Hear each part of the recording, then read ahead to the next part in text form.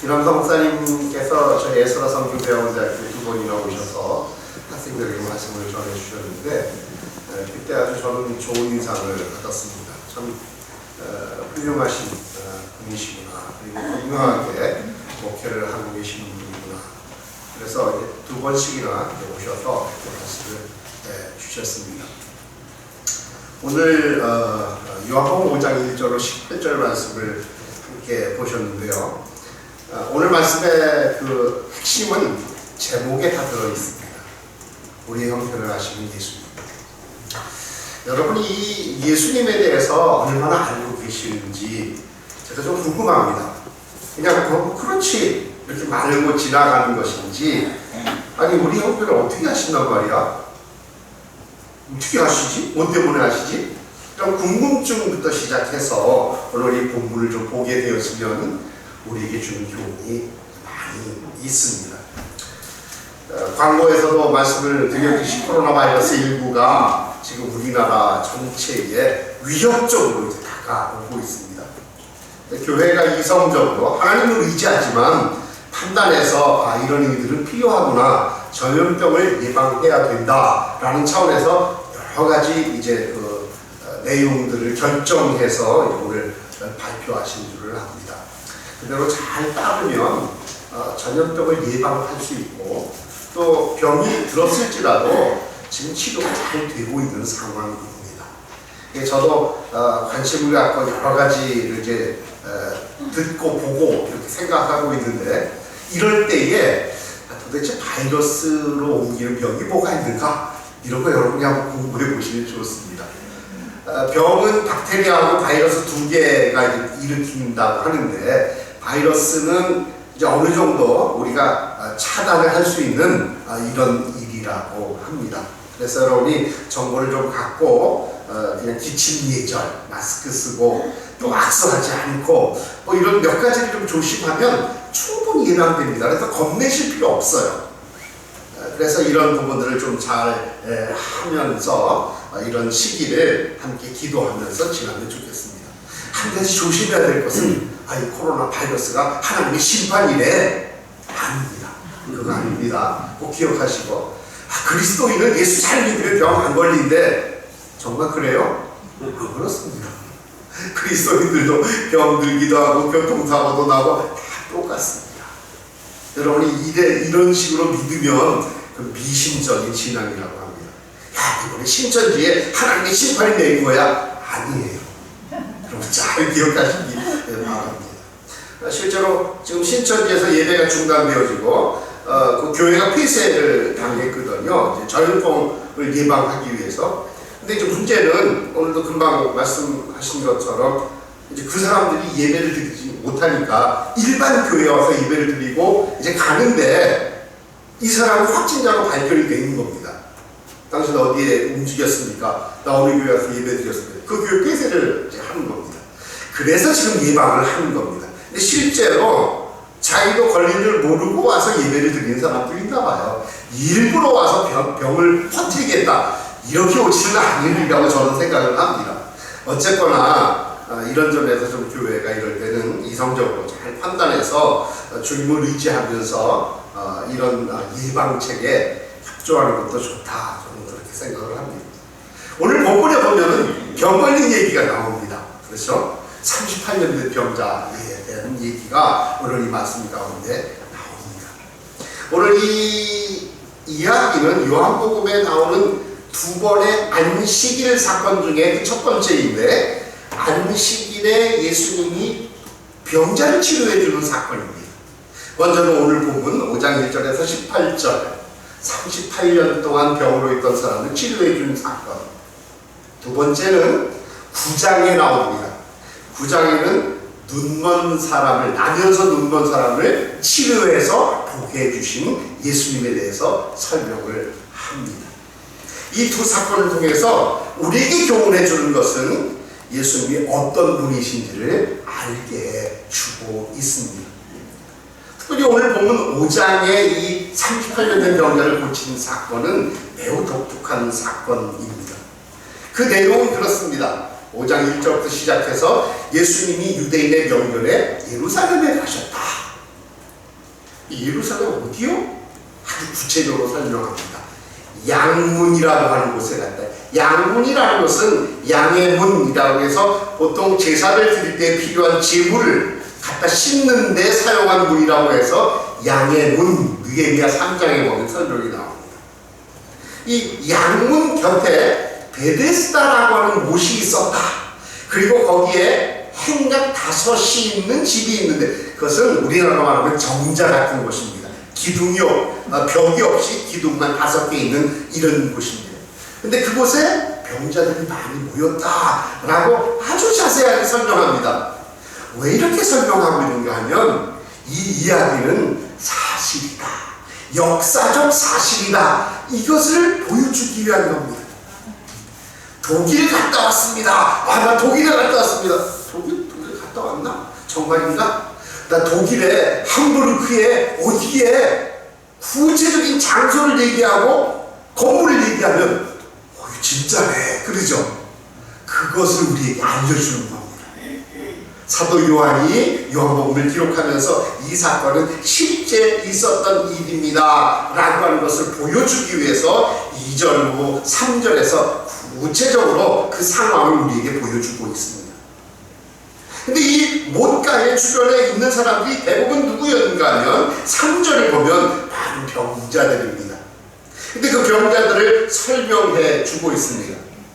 시각장애인, 지체 부자요 한 사람, 혈기 많은 사람, 그 외 병자들이 많이 있었는데 그 중에 38년 된 병자도 있었던 것입니다. 왜 이들이 여기에 모여 있었을까? 도대체 왜 여기에 모여 있나? 그 이유를 잘 설명해 주고 있습니다. 그것이 4절과 7절에 우리에게 답을 주고 있습니다. 왜냐하면 이 사람들이 그곳에 모여서 물이 움직이는 것을 기다립니다. 이 물이 움직인다라고 하는 것은 아마도 간헐천이어서 가끔씩 물이 막 돌다가 툭툭 튀어나오면서 물이 위로 솟구치는 겁니다. 이런 걸 어디서 볼 수 있는가 하면 호주라든가 네덜란드가 몇 나라에 가서 보면 이게 물이 솟구치는 물이 있습니다. 근데 그 첫 번째 솟구칠 때 제일 먼저 병자가 뛰어들어가면 그 사람은 병이 낫는다. 이런 미신을 믿고 있었기 때문에 사람들이 주변에 모여든 것입니다.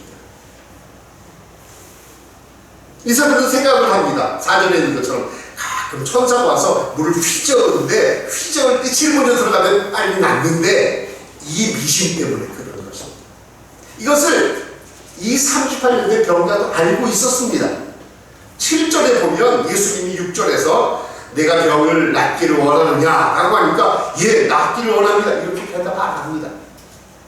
뭐라고 말합니까? 7절에서 주여, 여기 주여는 그냥 선생님 이런 뜻입니다. 예수님을 주인으로 인정하지 않는 사람입니다. 대답을 합니다. 물이 움직일 때에 나를 못에 넣어주는 사람이 없어서 내가 가는 동안에 다른 사람이 먼저 들어갑니다. 뭐 이런 설명을 하고 있을까요? 여러분 같으면 이런 설명할까요? 내 형편을 좀 낫게 해주겠다. 그러면 됐지? 그러면 네 이러면 되는데 다는 말고요. 나머지 제가 할 테니까 알아서 요것만 좀 도와주세요. 여러분 그렇게 하시겠어요? 그러실 분 아무도 없어요. 그래서 우리는 여기서 이걸 생각해야 됩니다. 왜 이 사람은 대답을 이렇게 했을까? 이런 대답의 의미가 뭘까? 그 생각을 해요. 더더욱이 이 사건 속에서 5절을 보면 병자들을 쭉 소개한 다음에 거기 38년 된 병자도 있다 이렇게 설명을 합니다. 이것은 우리에게 알려주는 정보예요. 사도 요한이 여러 병자들 많이 있는데 그 중에 38년 동안 병 걸린 사람도 있었다 설명을 합니다. 문제는 그 다음 6절입니다. 예수님이 그 사람이 거기 누워있는 것을 보시고 병이 오래된 줄을 이미 다 아셔요. 여기에서 어떻게 예수님이 이것을 다 아실까? 이걸 우리가 생각하고 이 본문에서 배워나가는 겁니다. 아니 예수님이 도대체 어떤 분이시기에 이걸 다 아실까? 그 다음에 적용해가는 겁니다. 그렇다면 예수님 나도 아실까? 아무도 모르는 내 형편, 내 알고 계실까? 오늘 본문은 그것에 대해서 대답을 합니다. 다 안다고. 다 안다고. 아멘. 여러분, 내 사정을 어떤 사람이 알고 있는 것 굉장히 위로가 되어져요. 억울하고 막 힘들고 정말 사람들은 몰라주고 있는데 그 몇몇 사람은 알아요. 그럼 올 때마다 와서 힘들지 않아? 괜찮아. 힘내. 얼마나 위로가 되는지 모릅니다. 사실 그렇습니다. 그런데 그런 분 가운데 한 분, 예수님이 다 아신다고 해요. 오늘 여기서 우리가 그래 예수님 다 알고 계시지? 이게 아니라 예수님이 도대체 어떤 분이시기에 이걸 다 아시지? 이 질문을 던지면서 우리가 예수님을 알아가야 하는 것입니다. 바로 이 말씀 속에서 예수님이 그 사람에게 다가가서 제일 첫 번째 질문을 합니다. 6절 마지막에 보면 네가 낫고자 하느냐? 우리의 사정을 아시고 우리에게 오셔서 이런 음성으로 우리에게 질문하시면 벌쩍벌쩍 뛸 것 같아요. 너무 좋아서 감사하고 예수님 정말요 제발요. 예수님 실제로 우리의 마음속에 우리의 생각 속에 사실은 여러 방편으로 질문하시고 우리를 아시는 모습들을 늘 깨우쳐 주십니다. 다만 우리가 무지해서 때때로 우리가 그것을 무시해서 내가 그 방법을 동의하지 않기 때문에 우리가 거절할 때가 너무 많아요. 실제로 그래 예수님 이거 좀 어떻게 해주세요. 저것 좀 해주세요. 그래 내가 다 알고 있어. 근데 우리는 우리 식으로만 요구합니다. 예수님 요런 식으로요 요 시간에 요렇게 해주세요. 이거를 요청하는 거예요.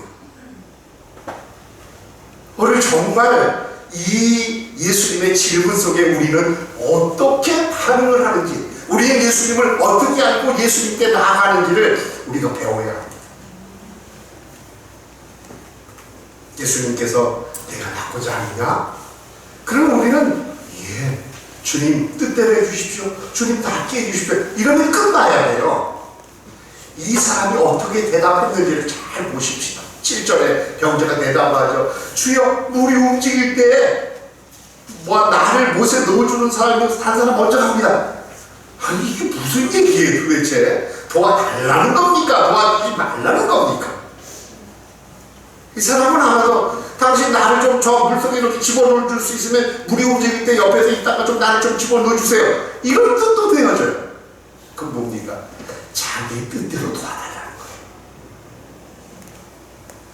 이런 대답을 들으신 예수님이 근데 이 대답을 들으신 예수님이 어떻게 반응하시는지를 잘 보십시오. 이 사람은 내가 낫고자 하느냐라고 했을 때 이해하지 않고 오히려 다른 설명을 막 설명했어요. 그런 방법 말고요. 제 방법대로 좀 요것만 좀 도와주세요. 나머지는 제가 알아서 할게요. 이런 뜻이었거든요. 근데 예수님이 어떻게 반응을 하십니까?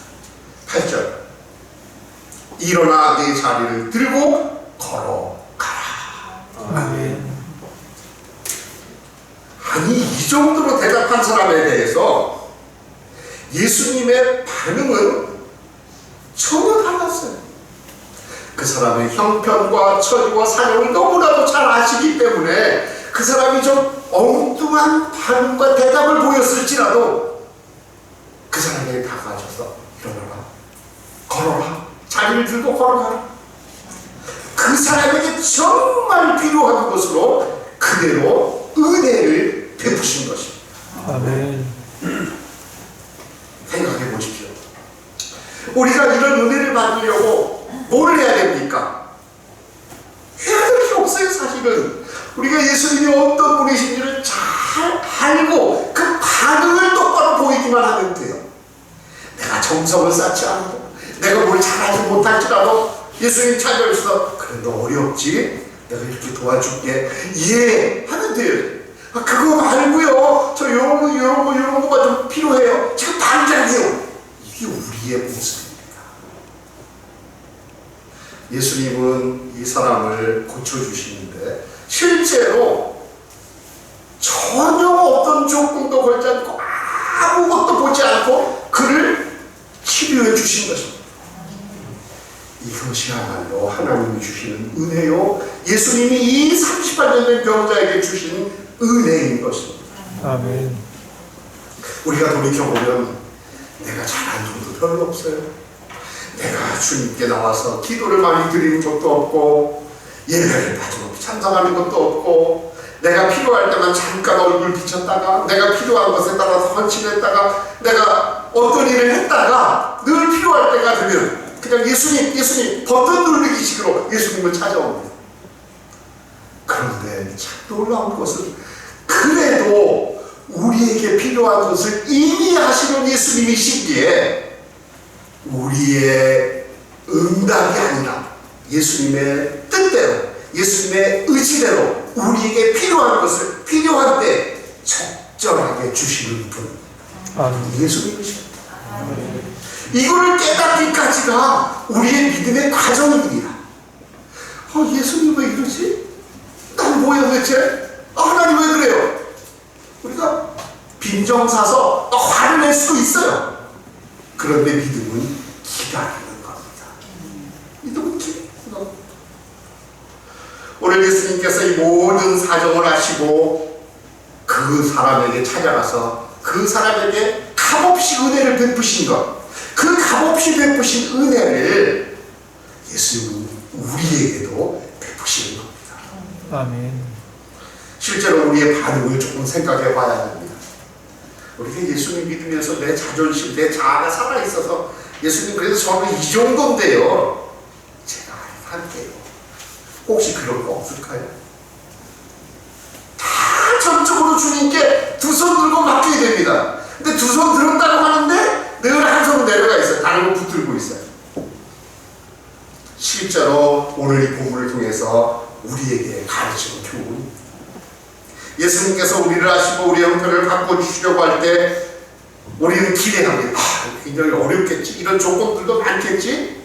예수님 어떻게 하셨어요? 일어나 걸어라, 말씀 한마디예요. 우리는 생각하기를 예수님이 손이라도 내밀어 주시지 않을까? 우리를 붙들지 않으실까? 어떤 특별한 이런 방법이 있을까? 아닙니다. 말씀으로 세상을 창조하신 하나님, 그 예수님께서 바로 말씀 한마디로 그에게 그 형편을 해결해 주신 것입니다. 아멘. 우리는 이럴 때 자칫 생각하는 게 있어요. 그래, 내가 예수 잘 믿으면 그리고 사업도 잘 될 거야. 내가 예수 잘 믿으면 병도 날 거야. 예수 잘 믿으면 이렇게 될 거야. 그건 우리 생각이죠. 우리 생각과 하나님의 뜻, 예수님의 의지가 너무 달라요. 근데 우리는 늘 그런 속에서, 예수님 제가 새벽에도 열심히 기도하지 않았습니까? 주일도 빠지지 않았잖아요. 헌금 많이 드렸잖아요. 제가 이런 선한 일도 많이 했잖아요. 그러니까 날 좀 도와주세요. 도와주실 거죠? 안 그러면 손해예요. 이거 협박이 하나님은 협박까지. 이건 믿음이 아니에요. 실제로 믿음은 우리의 조건이 아니라, 우리의 조건대로 반응도 안 하셔요. 그분의 뜻을 잘 깨달아서 은혜를 베푸신 그 예수님을 깨달아 가는 것입니다. 억지를 쓰지도 않습니다. 이때 우리에게 필요한 게 도대체 뭘까요, 그러면? 아니, 잘하는 것도 필요 없고, 무엇도 필요 없고, 다 필요 없다. 아니요. 우리에게 정말 필요한 게 있어요. 예수님을 인격적으로 깊이 알아가는 겁니다. 어린아이처럼 떼쓰지 않습니다. 막 조르지도 않습니다.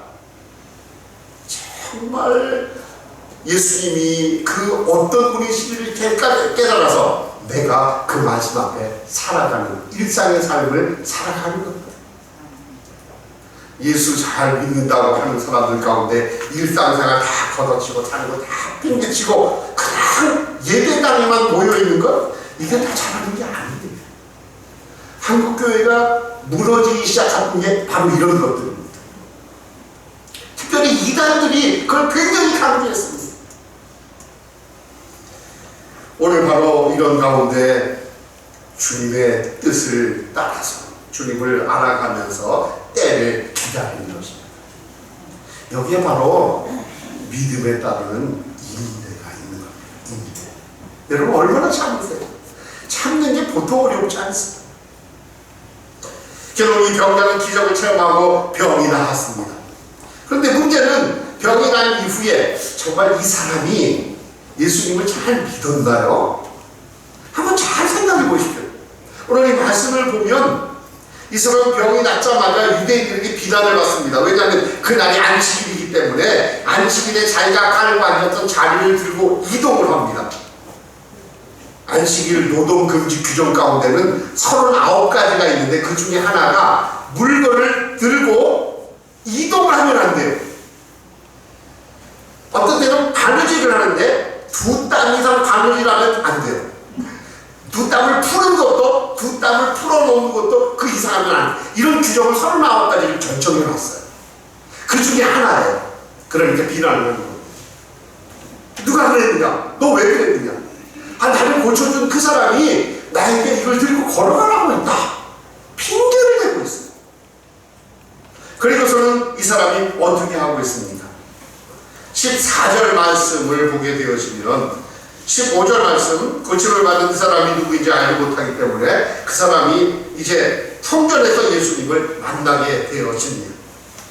근데 예수님이 그에게 또 다른 말씀을 하셔요. 만나서 병을 다 고쳐주신 이후에 14절 말씀, 성전에서 그 사람을 만나 이르시되 보라 내가 나았으니 더 심한 것이 생기지 않게 다시는 죄를 범하지 말라. 사실은 이 사람이 예수님이 누구신지도 모르고 자기 병나는 것을 자랑하는 셈, 자기 자리를 들고 계속 댕기는 거예요. 그러자 유대인들은 그것을 비난하는 겁니다. 비난하면서 이 사람이 안식일 규정을 위반했다. 그러자 예수님이 그 사람에게 또 두 번째 은혜를 베푸시는데 경고를 주시면서 은혜를 베푸신 것이 14절 말씀입니다. 실제로 이 말씀의 뜻은 무엇인가면 내가 육체의 치료를 받았다고, 내가 기적적으로 병이 낫다고 내 영혼까지 구원받은 게 아니니 좋으십니다라. 바로 그 말씀을 한 것입니다. 우리가 예수를 믿으면서 내가 또 특별한 체험을 갖게 되잖아요. 하나님께서 은혜를 베푸셔. 그럼 그것만 붙들고 그게 전부 다른 줄 알아요. 정말 그런 체험이 있고 그런 하나님의 놀라운 값없는 은혜를 받았다면 말없이 겸손히 더 섬기고 하나님의 백성답게 살아가면 되는 것이에요. 근데 그것을 든든히 드러내려고 합니다. 결국 이 사람은 어떻게 됐습니까? 예수를 믿지 않아요. 그 다음 이 사람의 행동을 보게 되어지면 15절에 나옵니다. 이 사람이 유대인들에게 찾아가서 예수님을 고발하는 겁니다. 우리 성경은 이렇게만 얘기했어요. 그 사람이 15절 유대인들에게 가서 자기를 고치는 예수라 하니라, 예수라고 고발했다는 거예요. 아니 기적적인 믿음의 체험, 기적적인 치유의 체험을 받은 이 사람이 예수님을 믿는 게 아니라 예수님을 고발하는 사람이 된 겁니다. 이게 요한복음에서 매우 독특한 사건이에요. 그리고 이 사람은 여기서 이제 사라집니다. 유대인들이 당신 치료를 받고 나서 왜 이거 자꾸 들고 다니지? 당신 안식일 규정 위반한 거지? 아니 내가 그런 게 아니라 이 사람이 하라고 했어요. 그 사람이 누구야? 몰라요. 나중에 예수 성전에서 만납니다. 그러자 그때 얘기합니다. 내가 보니 그 사람이 예수라고 하는 사람인데 이 사람이 그랬습니다. 실제로 이 사건 속에서 놀라운 치유의 기적을 체험한 사람이 있지만 예수님과 전혀 관련이 없어요. 참 신비로운 사건입니다. 그러자 유대인들의 반응이 무엇입니까? 당신 안식일 범하는 사람이 있지? 근데 실제로 예수님은 안식일의 주인입니다. 그러니까 말씀합니다. 내 아버지께서 이제까지 일하시니 나도 일한다. 예수님은 안식일 계명을 지키는 것보다 사람의 생명이 더 소중한 걸 아시고 그 사람을 치료해 주신 것이에요. 은혜를 베풀어 주신 것입니다. 근데 이 사람의 반응은 뭔가 하면 전혀 엉뚱하게 예수님께 핑계를 대고 예수님을 고발까지 한 것입니다. 예수님의 말씀을 듣는 유대인들의 반응은 뭡니까? 이 사람이 안식 자기 마음대로 하더니 이제는 자기를 하나님과 동등하다고까지 얘기하는 거 아니야? 제대로 알아들었어요. 유대인들이.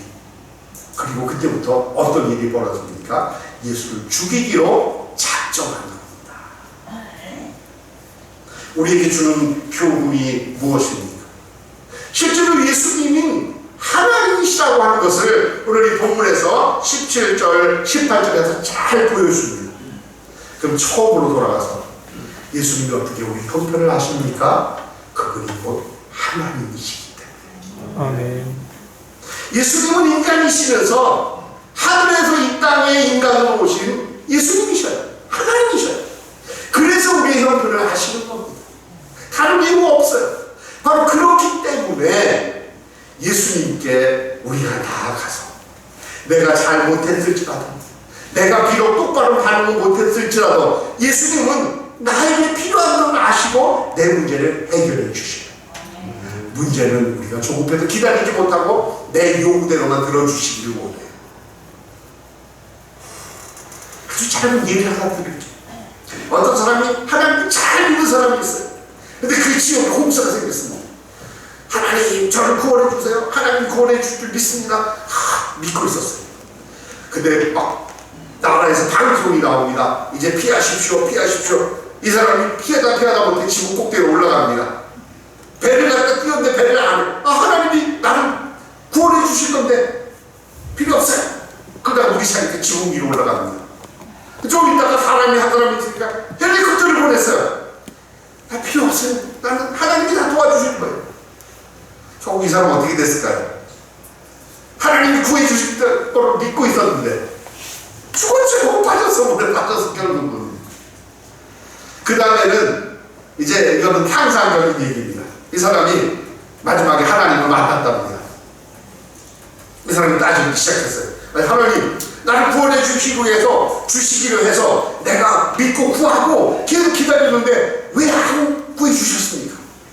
아니요, 난 너를 구하려고 방송했어. 위험하다고 피하라고 했어. 근데 그걸 듣지 않아서 그 다음에 배를 보냈지. 근데 내가 또 안 듣던데?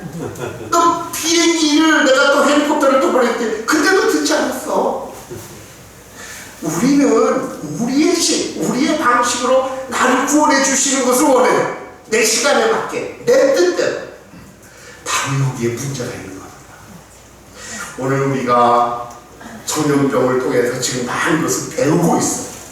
실제로 전염병으로 주일의 예배를 중단한 대구에 많은 교회들이 있습니다. 서울도 있습니다.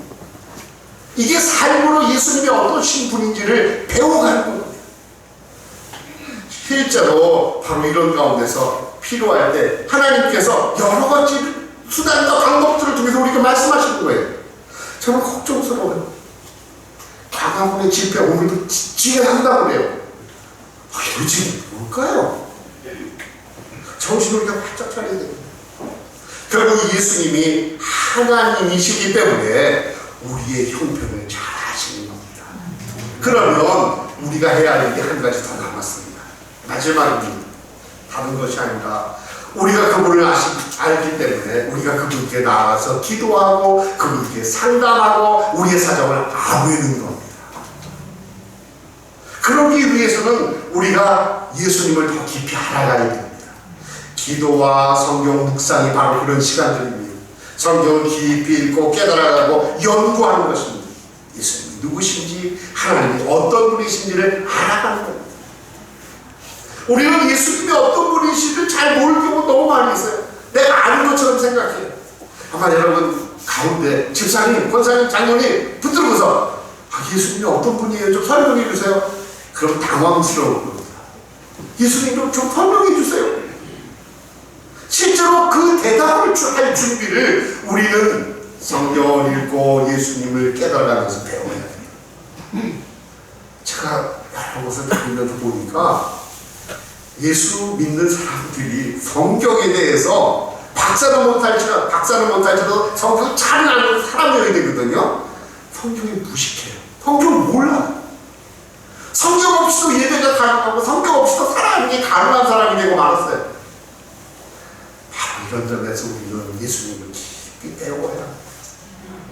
오늘 우리가 예수님을 알면 알수록, 하나님을 알면 알수록 어디에서? 성경을 통해서 하나님의 말씀을 들으면서 깊이 알아가면 우리가 알아가는 만큼 우리의 삶은 튼튼해져 갑니다. 아멘. 우리가 때때로 때로 인생의 비바람을 맞고 인생의 태통을 맞습니다.